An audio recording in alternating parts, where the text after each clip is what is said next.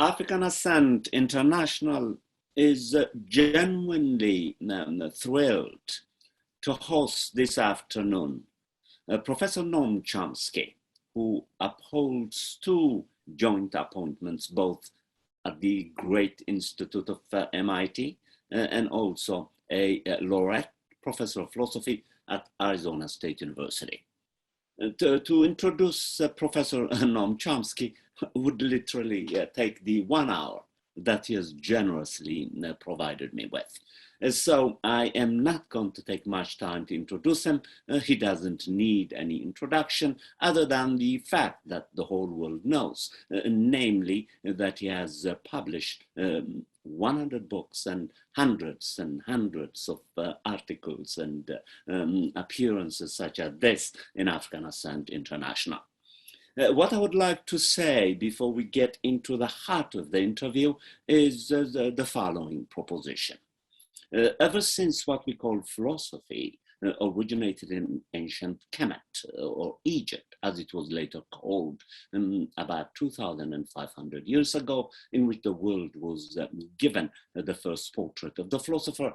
The philosophers in ancient Kemet must have necessarily, as Professor Noam Chomsky himself much later did, thought in language. Since they were in language, they must have necessarily thought about language itself. I'm sure that the great professor who is sensitive to the contributions of the global South as well as the global North would not really challenge this proposition. And of course, if he did, I'll be so honored to learn from him.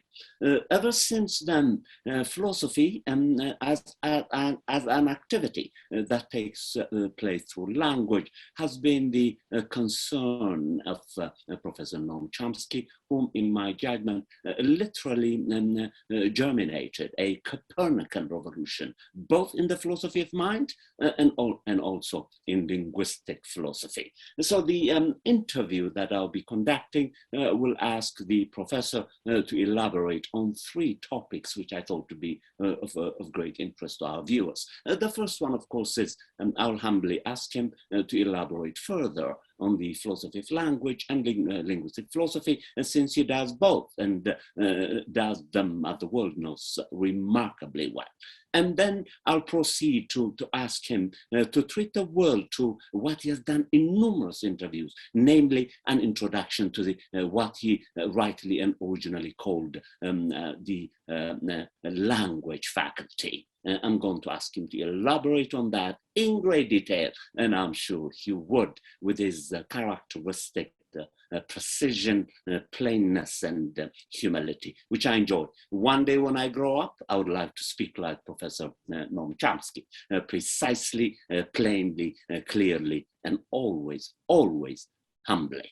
And finally, the last question is a question that I would like to ask him to distinguish the sense in which what we call animals and other non-humans speak, if they speak at all. His contention is that surely they have minds, but they do not speak the way human beings do. He gives a famous example of an environment in which you can begin to nurture kittens and humans, and then you discover that humans do speak a language when they are given an opportunity to extricate from this generative grammar with which they are born. Kittens, on the other hand, at best may simply be observing the event and soaking the information, but not necessarily telling us what they are learning. So, Professor Noam Chomsky, welcome to African Ascent International. How honored I am for you to consider my television program worthy of your majestic intellectual presence. Thank you very much. Very pleased to be with you. Now, let's begin with the first question, namely, let's talk about philosophy of language and linguistic philosophy, since, as I said in the introduction, you have undertaken a Copernican revolution in both fields. It's as if you can't do one without the other, but of course I'm willing to be challenged if it's not the case. I'm sorry, I didn't grasp exactly what the question is. is there any difference between the philosophy of language and linguistic philosophy? Yes. Well, linguistic philosophy is broadly an approach to looking at philosophical questions through the medium of how language is used. So the analytic philosophy of the early 20th century was linguistic philosophy. Philosophy of language, on the other hand, should be a counterpart to philosophy of physics, philosophy of biology, philosophy of the social sciences, an effort to investigate, inquire into the nature of the disciplines, the way they operate, the possible flaws in them, their foundations, clarify their notions, and so on. It overlaps with linguistic philosophy, but it's a different pursuit. The difference between looking at philosophical problems through the lens of language and looking at a particular scientific discipline, the study of language from a philosophical point of view, the same way that philosophers of physics try to clarify, sharpen, understand problems of the physical sciences. Now, we should recognize a basic difference. Until very recently, philosophy of physics was not really different from physics. The distinction between science and philosophy is a 19th century distinction. William Whewell was probably the first to make the sharp distinction. And it's not even used very much in England, even today. So if you study the sciences in Oxford, you're studying natural philosophy. In German, it's just a different form of Wissenschaft knowledge. But as the advanced science, physics particularly, underwent major technical revolutions in the late 19th, 20th century, it became a discipline that you had to specialize in. In the 19th century, a well-educated person could be more or less conversant in a wide variety of fields. In earlier centuries, let's say 18th, 17th century, there was basically no difference between philosophy and science. In fact, the term science wasn't even used. Philosophy of,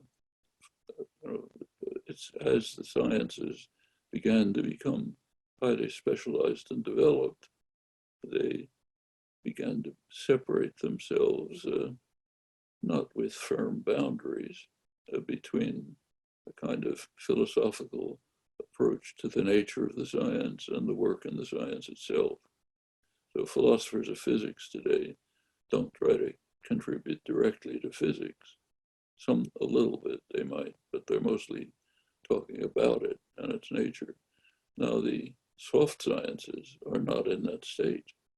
They're in the state of physics prior to the 20th century.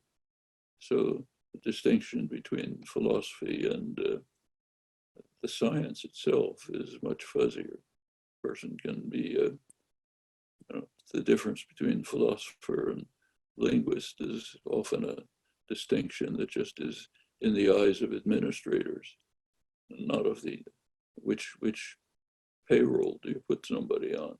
But it's not a matter of the work. The people who call themselves philosophers by profession are doing technical work in linguistic semantics, for example. People who call themselves linguists are working on what's called philosophy of language. It's a little bit like philosophy and science in the hard sciences in earlier years, before the science itself became so developed and sophisticated that you really had a deep immersion into it to be able to contribute to it effectively. The other fields haven't reached that level. Now, to pursue this further, let me ask the question as precisely as I can. I'll try my best. As you know, I'm sure you do, the ancient Cometians, which later were called Egyptians, would not use the term mind in the sense that we use it. I think they were using the term soul. So language would be one of the properties of the soul. And following them, correct me if I'm wrong, Plato too rarely uses the word mind. He too uses the word soul. I'm just wondering if there are distinctions that we could discuss between soul conditions, if you like, analytically speaking, brain conditions, and what we follow in Descartes, I think, maybe Locke first and then Descartes later, mind conditions. I wonder if the distinctions between the brain and the mind and the soul are distinctions that you abide by. Well, let's go back. Let's start with Descartes. You mentioned classic position. Descartes, we should first recognize that Descartes was part of the scientific revolution of the 17th century. 17th century was a major scientific revolution, maybe the only one, certainly the major one. Galileo and his associates recognized serious deficiencies in neo-scholastic science, the accepted science of the day, which was based on what they called occult qualities. It had answers to everything, but the answers were based on, not founded on solid notions. So if a rock falls and steam rises, the reason is they're going to their natural place. If two objects repel each other or attract each other, it's because they have sympathies and antipathies. If I look at you on the screen and see a person, it's because the form that I see on the screen flits through the air, actually now through the stratosphere, and enters into my mind. None of this made any sense. And the great breakthrough of 17th century science was the willingness to be puzzled by what was taken for granted. Kant, when he was asked to define the Enlightenment, his essay, What is Enlightenment? His answer was courage. The courage to question received doctrine, to subject it to analysis, not to be subordinated to doctrine and dogma and what was taken for granted. So, for example, it was taken to be obvious, as it is in our experience, that a heavy ball will fall faster than a light ball. Well, Galileo, some others, contemplated that, constructed quite ingenious thought experiments. Most of the work is thought experiments. And on the basis of these, we're able to demonstrate that what was taken to be obvious is in fact false, that the rate of fall is independent of mass. Descartes, without going into details, Descartes was part of this movement. What Galileo and others developed was called the mechanical philosophy. Philosophy, remember, just meant science. So it was mechanical science. They were supported in there. And for Galileo and others, the criterion of intelligibility was the ability to construct a mechanical model, where mechanical meant gears and levers, wheels turning, water running and through tubes and so on. That was mechanical. the kind of thing that skilled artisans were developing all through Europe at the time. There were skilled artisans developing the most complex devices which mimicked human behavior, carried out plays, the gardens at Versailles, they were all over Europe. So that sort of buttressed the idea that the world should be just a more complex machine created by a super artisan. If you were a deist, you regarded the super artisan as, well, sometimes called a retired engineer, created this complex, beautiful machine and then went home to let it go running by itself.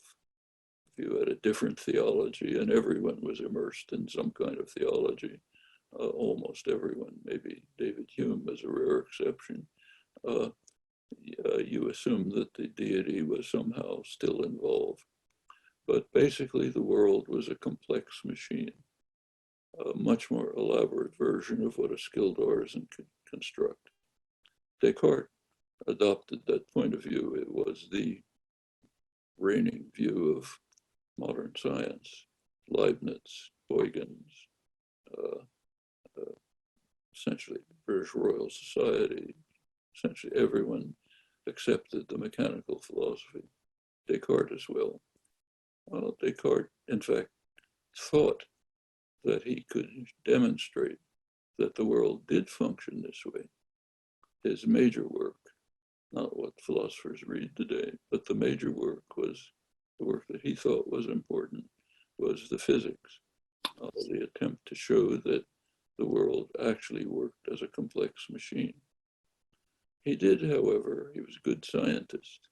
He did observe that there are things that won't fall within the range of the machine. A primary one actually was language. You look at the discourse on metaphysics.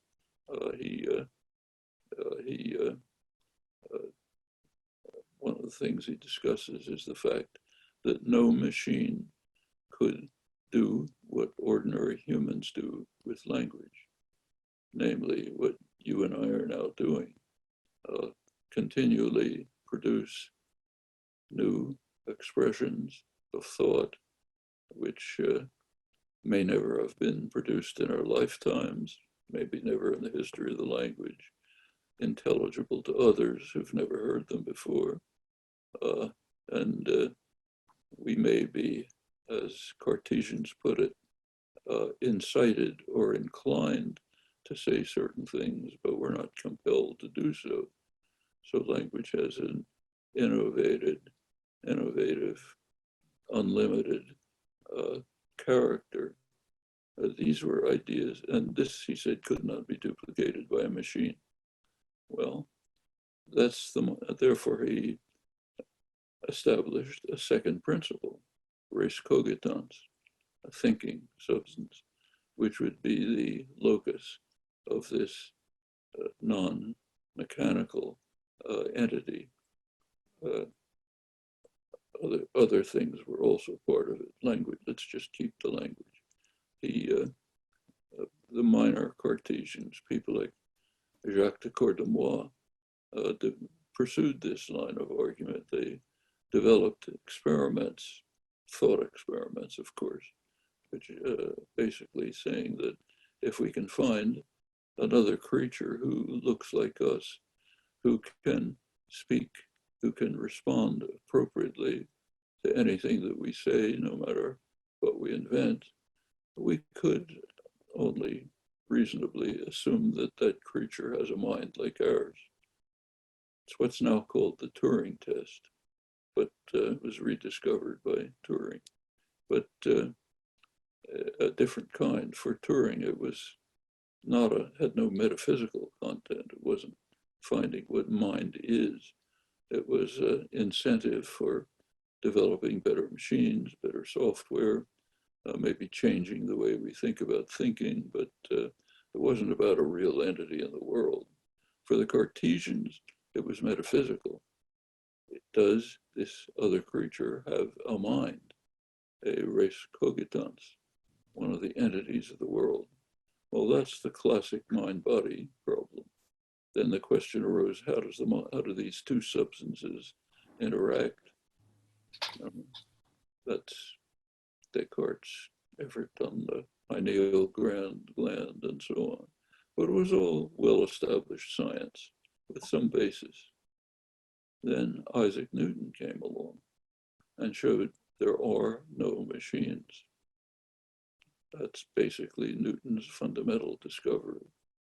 Shocking discovery that objects do not interact by contact.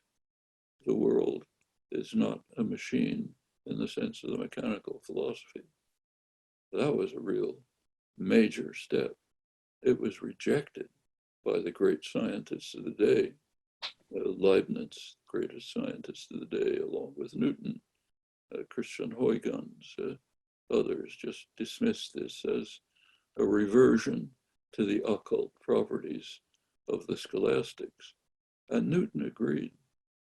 He agreed that there was, as he put it, nothing more absurd than to believe that the principles he'd discovered could be the way the world is working. In fact, he spent the rest of his life trying to find some way to salvage the mechanical philosophy, in vain, of course. One person who understood it right away was John Locke. As soon as the Principia appeared, Locke responded by, he put it in his theological framework. We can then extricate it from that. Locke produced what's called Locke's suggestion in the history of philosophy. He said, just as the incomparable Mr. Newton has demonstrated that God attributed to matter properties of which we cannot conceive. Similarly, God may have superadded to matter the property of thought, which might be just a property of certain organized forms of matter, whatever matter is. Okay. Well, that idea was pursued through the 19th century, 18th century, sorry, 19th century. Right. It was pursued through the 19th century very actively, culminated in the work of, through the 18th century, I can't get my century straight, culminated in the work of Joseph Priestley, the end of the century, end of the 18th century, extensive work on how things mental can be just properties of organized matter. Lasted until the early 19th century. Darwin mentions it in his early notebooks. Then it was forgotten, completely forgotten. It was revived at the end of the 20th century by philosophers of mind. That was called an amazing new discovery, the astonishing hypothesis, radical new idea in the history of philosophy of mind. The last decade of the 20th century was devoted to the, what's called the decade of the mind. Great leading neuroscientists, philosophers of mind worked together to produce some conception of the nature of mind. The result of their work appeared in a major volume. The person who introduced it, Vernon Mountcastle, a famous neuroscientist, said they had discovered what he called the principle of the new biology, namely that things mental, indeed minds, are properties of organized matter.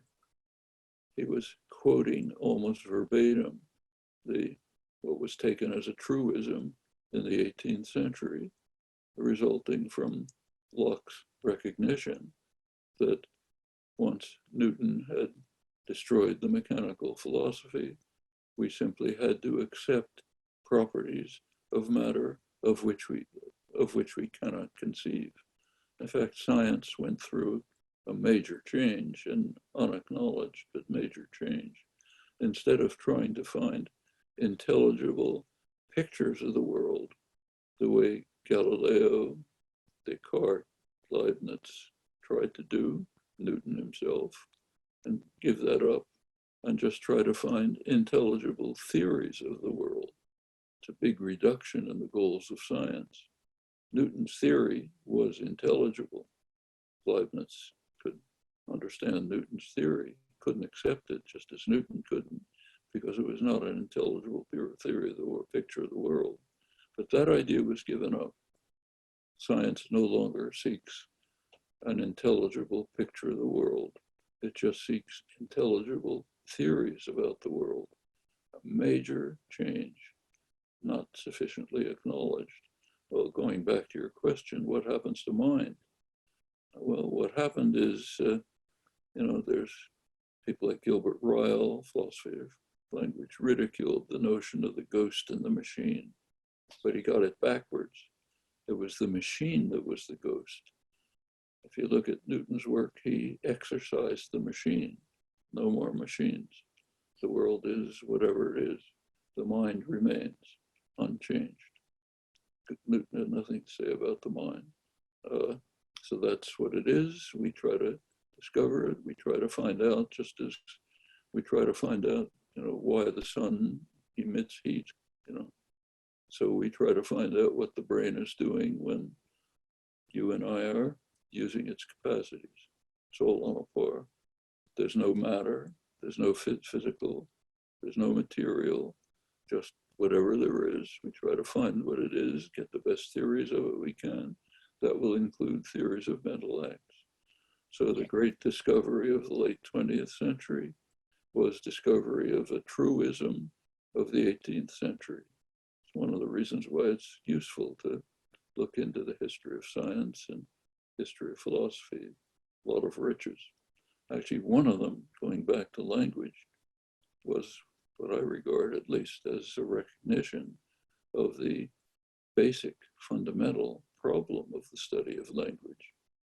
Galileo and his contemporaries, especially the logicians, linguists at the Royal Monastery, or no others, they expressed their awe and amazement at what they regarded correctly as an astonishing property of human beings. Namely, with just a few symbols, we can construct infinitely many thoughts and even convey to others who have no access to our minds the innermost workings of our minds. It's miraculous. How can we do that?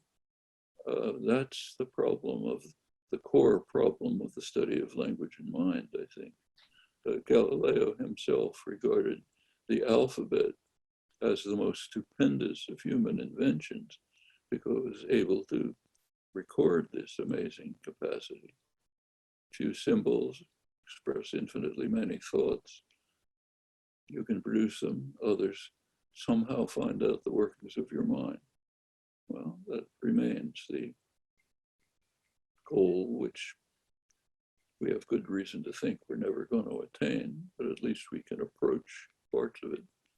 I think that's the core problem of the study of language and mind, formulated very well in the 17th century as part of the general reconstruction of science.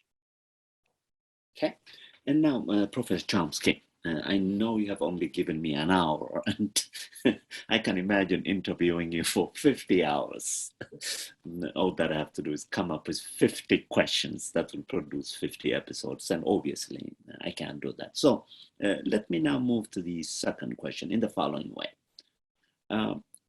You've been famously described as a quasi-Platonist, a Cartesian, and sometimes a Wittgensteinian.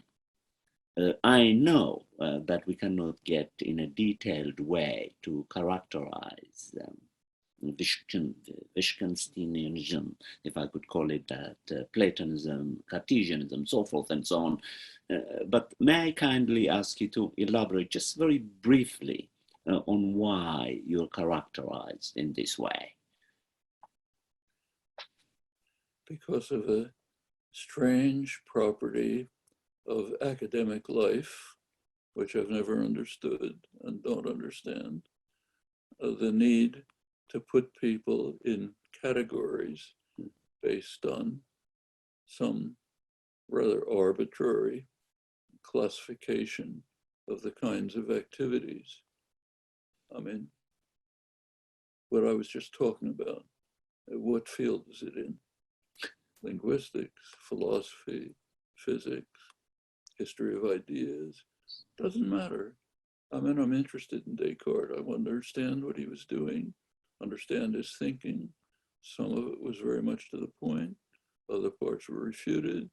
What's its place in the history of ideas and the history of developing understanding of ourselves and others? But I'm not a Cartesian. How could anybody be Cartesian?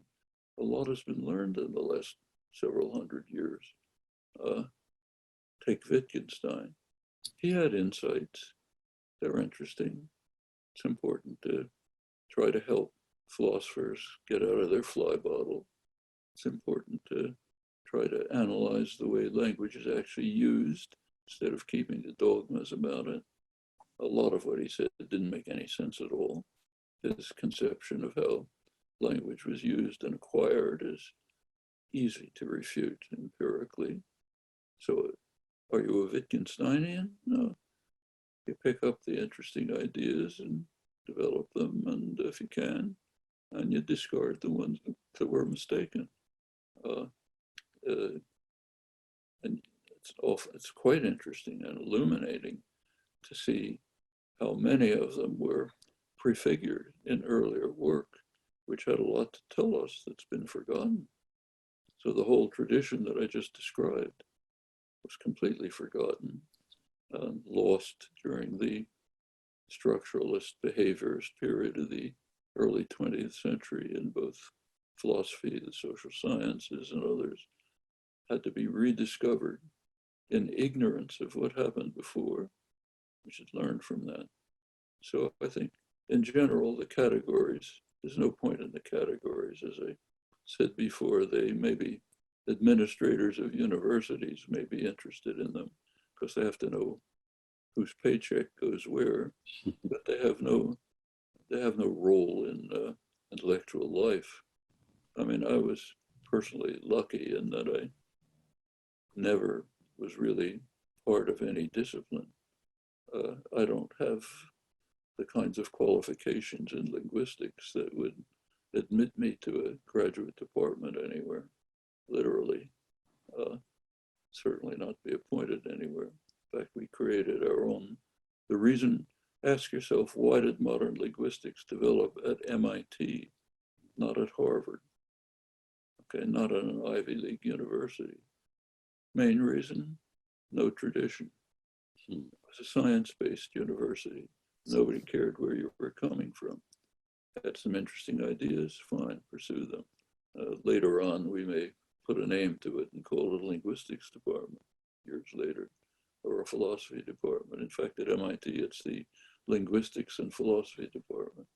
But those are administrative units. I was, in the 1970s, I was co-teaching courses with a friend who's a Nobel laureate in biology. We were teaching courses on biology of language. Am I a biologist? Is he a linguist? What's the difference? The same problems. So the same is true of these categories. Why do people put you in them? I don't know. I think it's a residue of a misunderstanding of the way intellectual life should work. And incidentally, again, it's pretty new. So in the 19th century, you could be anything. These are results of specialization, of the way academic institutions have been constructed, of misleading ways of looking at the history of ideas, where people are supposed to be specialists in particular areas, not people who just want to understand the way ideas work and develop, which may cross many areas. Okay. And now, Professor Chomsky, the core of the interview. I have about 25 minutes to stick to strict guidance, and I would like to spend it on elaborations on what he called modulations of the human mind. Now that we have agreed that the term mind has become prominent and it has displaced the term soul, which other cultures and traditions resorted to describe the properties of the species, most particularly linguistic properties. Now, let's talk about these modulations and particularly focus, if we can, on the connections between the monogenetic theory of the origin of human beings, Homo sapiens, about 150,000 years ago, and what you originally called the language faculty, this innate capacity that we have, which you located in Descartes, and which he made your very own and took it to great heights that enables us to generate words, grammar through which we speak. Well, we now are beginning to have some fairly solid evidence about these things, so we don't just speculate about them. You mentioned 150,000 years. That's the right number. We now have genomic evidence coming from the work of David Reich and others that humans, modern humans, anatomically modern humans, Homo sapiens, began to separate at least 150,000 years ago, maybe earlier, but it can now be traced back to 150,000 years. This is, of course, in Africa. That's when they were small. Humans were a small, very small group. There weren't a lot of them. It was a small, it wasn't a biologically successful population at that time. It was small and scattered. And they began to separate into identifiably separate groups with maybe no or very little contact after that, about 150,000 years ago. Now, in evolutionary time, that's not long after modern humans appeared. The fossil evidence indicates that anatomically modern humans appeared somewhere in the range of 200 to 300,000 years ago. That's in evolutionary time. These are eye blinks, very fast, almost immediate. Well, going further, as far as we know, there is no cognitive difference and no difference in language faculty among the various groups of humans on the earth today. So if you take an infant from Papua New Guinea tribe that hasn't had human contact for 40,000 years and bring them up in Boston, he can go to Harvard and become a quantum physicist. You take an infant from Boston, send him to Papua New Guinea, he'll learn all of the rich skills and absorb the complex culture of an isolated Papua New Guinea tribe that hasn't had human contact. And it's very complex and intricate knowledge and understanding. There just doesn't seem to be any difference. Language fact, any infant seems to be able to learn any language with the same facility. So it looks as if we're all basically identical. That's, which is not too surprising when you think how recently we've emerged. 150,000, 200,000 years is nothing. It's an instant in evolutionary time. So there's been essentially no evolution. Richard Lewontin, great biologist who passed away recently from Harvard, was famous for his demonstration that you take any group of humans you want, whatever category you like to put them into, arbitrary ones like race or well-defined ones like height or whatever you want, you'll find more diversity within the group, much more than across the groups, which is very natural in a population that's very recent, just recently appeared on Earth. So that's one thing we seem to know that tells us that we should actually reinterpret the Delphic oracle from 2,500 years ago. The maxim was know thyself, but it should be know yourselves, should be collective, because we're basically identical. From the differences among us are what are interest to us for our lives, but the commonalities, which we don't pay attention to, those are what are interesting for science. I mean, two squirrels may be much more diverse than all humans, but they're only interested in the difference between squirrels. They take the identity of squirrels for granted.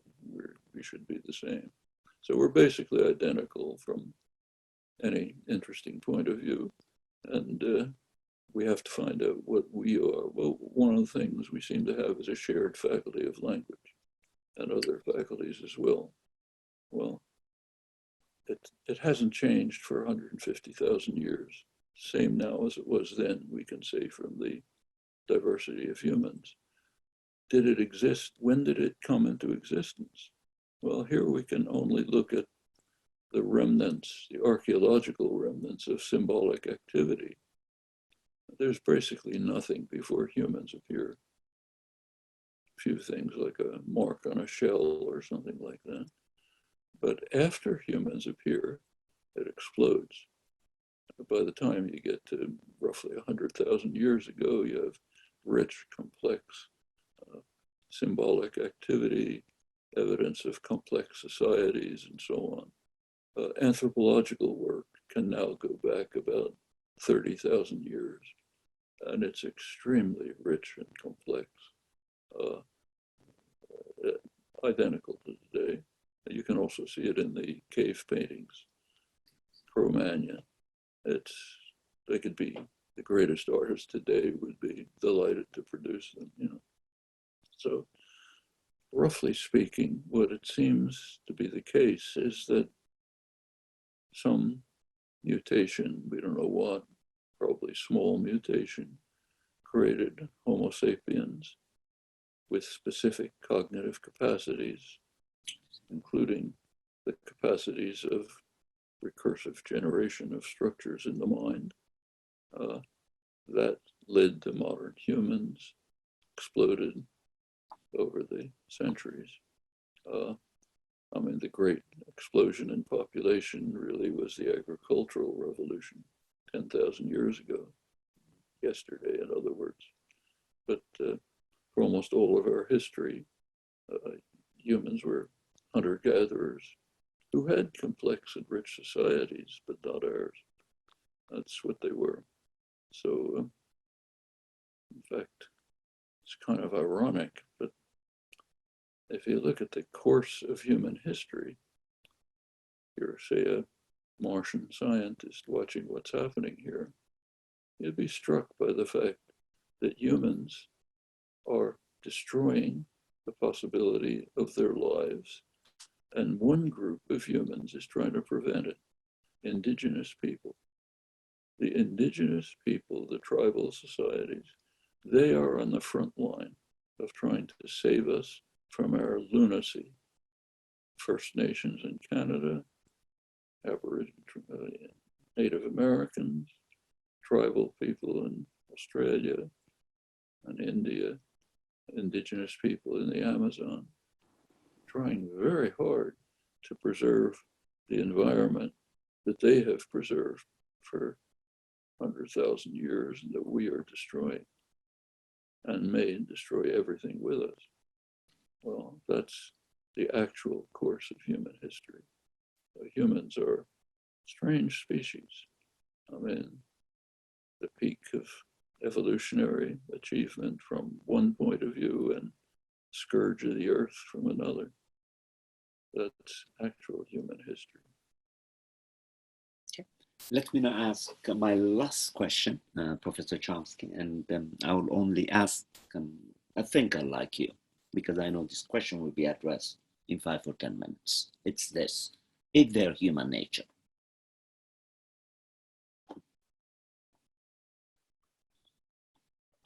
I didn't catch the question. Is there something that we can call human nature? Yes, of course. There's bee nature, there's dog nature. We're another organism, so there's human nature. Human nature is our specific capacities. Famous paleoanthropologist Alexander Marshak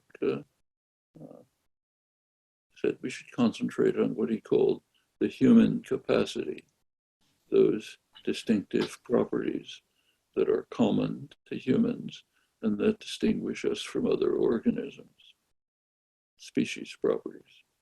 If you look at them, what are they? It's not ability to raise my hand. An ape can do that. It's not ability to run. I can run faster than an ape, but my dog can run faster than I can. Okay, so it's not that. It's the mental capacities. It's actually two capacities. One is language, totally unique to humans, nothing common to humans, nothing remotely analogous anywhere else in the organic world. The other is thought, at least thought in any form that we can grasp what it is, the things we articulate in our minds. As far as we know, that's unique to humans. Like I have two dogs under my desk right now. Mm-hmm. There's a number of things that they can do. If I say a word which I won't say, they'll run to the door and ask me to play with them. They can figure that out, and a number of other things. But they can't do what amazed Galileo, construct an infinite number of thoughts in their mind, use them for reflection, for analysis, for planning, and so on, and even enable other dogs to know what's going on in the innermost nature of their minds. That's uniquely human. So when you have two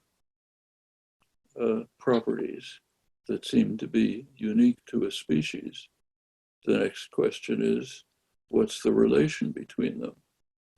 Well, the simplest relation would be identity. Language and thought are just the same thing.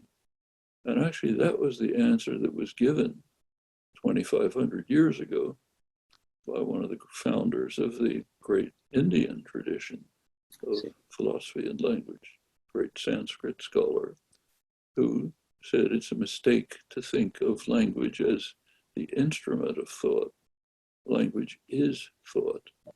It's the workings of language that construct thought. We construct in our minds thoughts. There are people who work on what they call production of language. They're not working on production of language.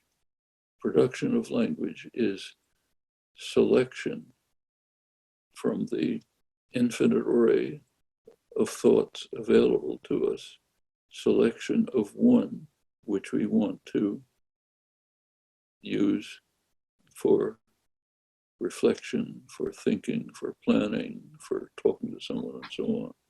And that process of selection is so totally mysterious. We haven't even bad ideas about it, nothing. It's just a total mystery. No one has the slightest idea how we select a thought that we want to use. After the thought is selected, you can talk about how it's, turned into sound. That's an input-output system, a deterministic process. You can study it, but that's not production.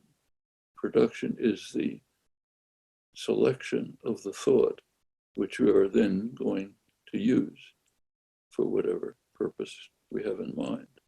And that's, as David Hume put it, one of those mysteries that ever will remain. They're just out of our cognitive reach.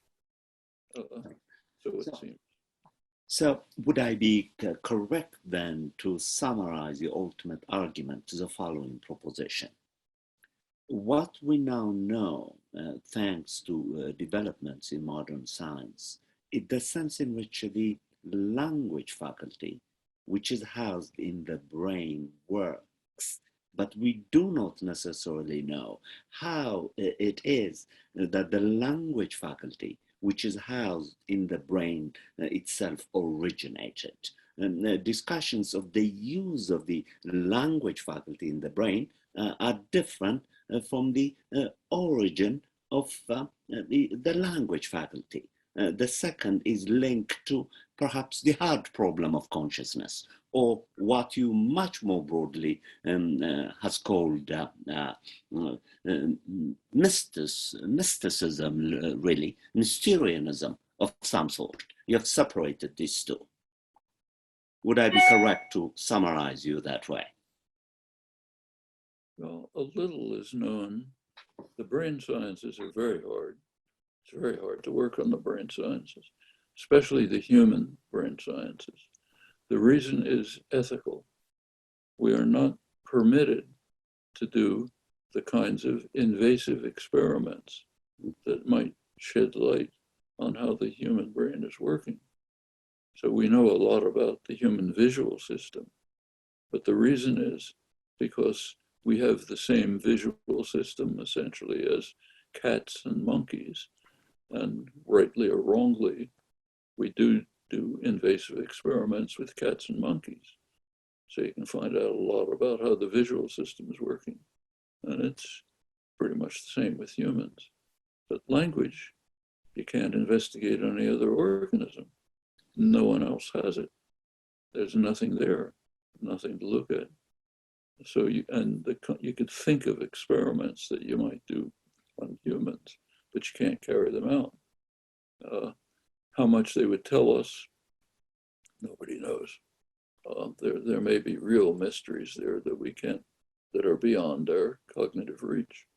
But even working on things like biology of language, neuroscience of language, is extremely difficult.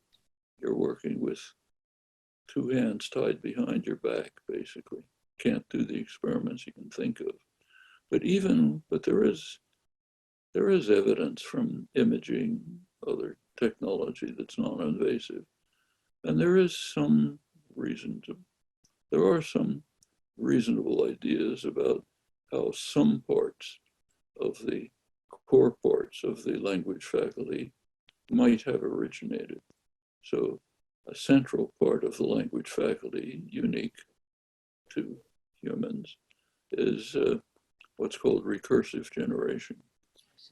The property that amazed Galileo, the fact that we can construct an infinite number of new expressions in our mind from finite means.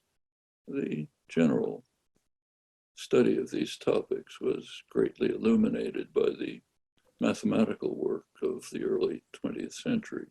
Gödel, Turing, Pliny, Church, others made it very clear how you could generate, not produce, but generate an infinite number of objects from a finite basis.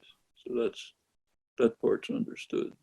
Now, is there something in the brain that does it? Well, there is some work, suggestive work on this.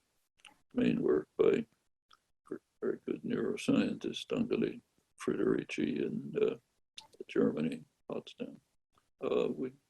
Bob Berwick and I talk about it in our book, Why Only Us, a couple of years ago. So I won't go through the details, but that's a possible way in which this might have developed. Now, there are other things, like what about our concepts? Book, river, person, where'd they come from? There's nothing remotely like them in the animal world. In fact, our concepts are very strange. Take phrases we just use freely. Like, suppose I say, he's pushing an open door, okay? Meaning just saying something obvious. He's pushing an open door. What does it mean to push an open door? If you're pushing it, it's a material object. But an open door isn't a material object. An open door is a highly abstract concept. It's an open door because it could be closed, or the thing that's sticking out is not meant to move up and back, but It's meant to move up and back, not to just be there as a protuberance. So what's an open door? This goes back to Aristotle. Aristotle pointed out that he talked about the word house. Actually, he put it in metaphysical terms, so restated in cognitive terms. The word house is a combination of matter and form. The matter is the bricks, the timbers, the things that physicists could identify. The form is the characteristic use, the intention of the architect, the design, and so on. Soul, in other words, to get back to soul. The anima, form of the person is the soul. The form of the house is the design. A physicist looking at a house can't see the form. That's somewhere else, you know. And all of our concepts are like that, like an open door. The matter is the wood that it's made of.